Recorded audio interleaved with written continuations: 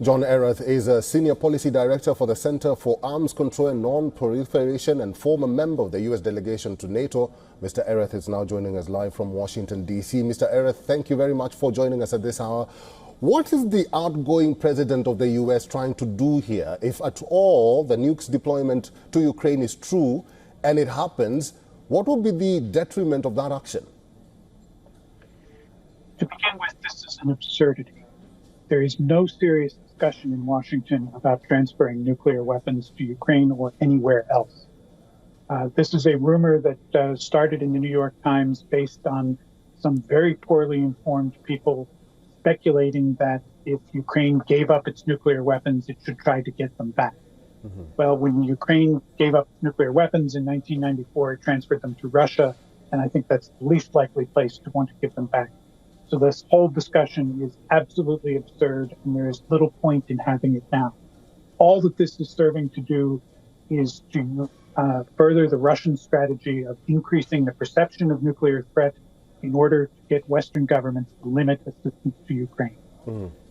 Mr. Erath, let me ask you this. Several critics argue that President Joe Biden is trying to make it harder for incoming President Donald Trump, first okaying Ukraine to use the ATACMS, and now this report. Now that you've said it's a rumor, let's dispel that report. Let's talk about the ATACMS. This is something that was under discussion for some time. It's probably a decision that should have been made 6 months earlier. For the reasons that the Biden administration did not want to increase tensions and increase the possibility of a nuclear response from Russia, they chose not to make the decision until rather late in the game. I cannot speculate. I don't work for the Biden administration, so I cannot speculate exactly what it was that prompted them to make the decision at this time. It could very well have been that the incoming Trump administration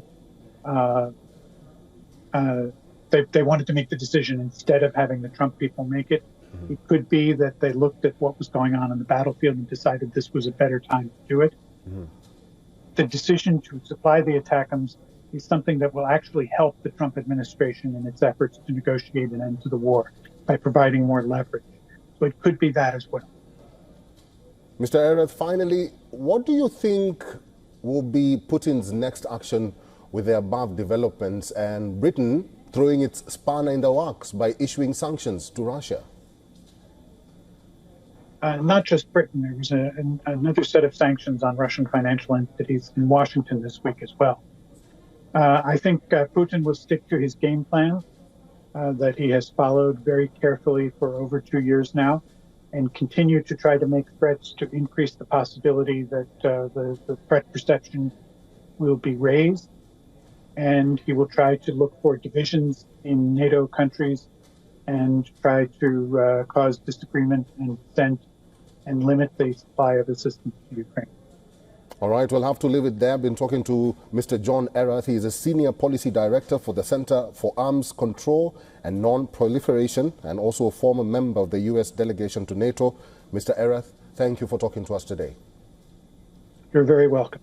For all the latest news, download the WION app and subscribe to our YouTube channel.